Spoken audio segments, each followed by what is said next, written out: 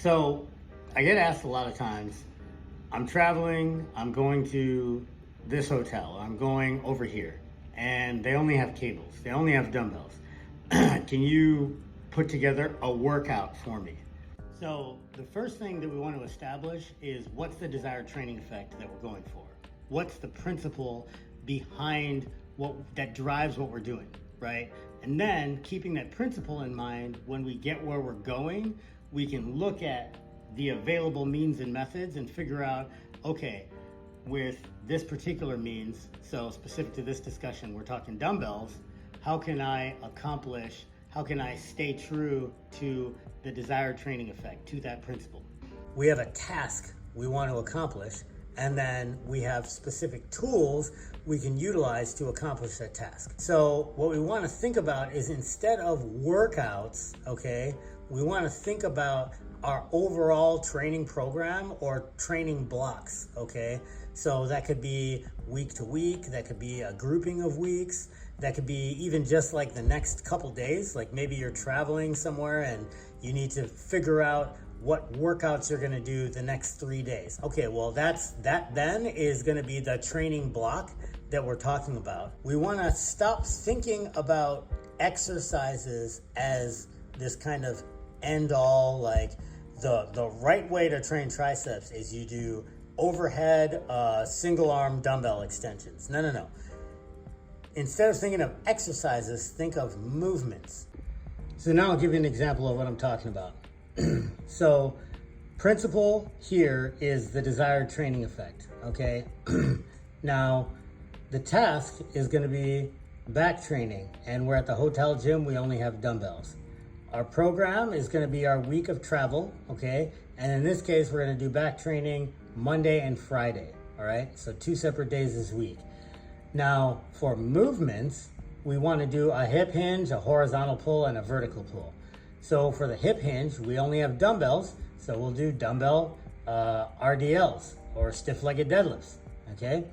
Then for a horizontal pull, we'll do some single arm dumbbell rows, and then for our vertical pull, if there's a pull-up bar at the hotel, then we'll do pull-ups or chins.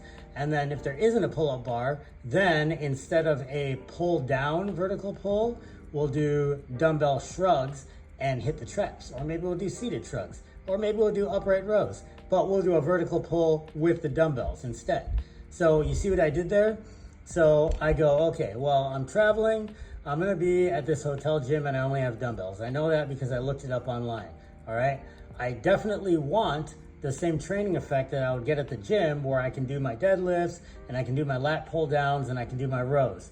So my task, therefore, is back training, except I only have dumbbells as my tools. Instead of thinking about like just a workout, I got to think of, okay, well, in this travel week, I need to do this twice. Now I only have dumbbells, which means they're probably not going to be that heavy, and I'm probably not going to get too crazy of a stimulus. So I can do this 2 times in the week to make up for the lack of loading, all right? Now, what movements can I do? Well, I need to include a hip hinge, I need to include a horizontal pull, and a vertical pull. What exercises can I do with dumbbells that fit those criteria? And then here's a couple examples. This is how you can kind of step back and look at your training from a 30,000 foot perspective and go, okay, well, I can't do this thing that I'm used to doing at home or at the gym that I normally go to. But what is the intent of that particular movement? Why do I have that in my program? What am I trying to accomplish by doing that? And then you go, how can I accomplish that same thing here with these tools? And how does that fit the bigger picture of what I'm doing during this period of time? Now, by no means is this the end all to constructing training programs or periodization or any of that stuff.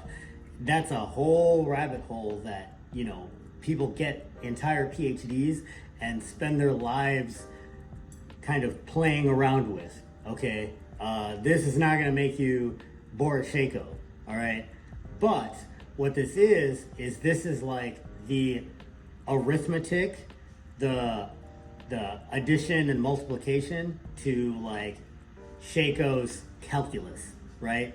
This is the foundation of thinking that you need to kind of start to be able to put together sensible and efficacious programs on your own, so that you're not reliant all the time on, well, let me look for a good workout online for this, or I don't know what to do because I'm away from my home gym and I'm used to doing this row and this particular machine for this and this particular machine for this, and I am thinking in terms of specific exercises instead of the overall intent of what I'm doing.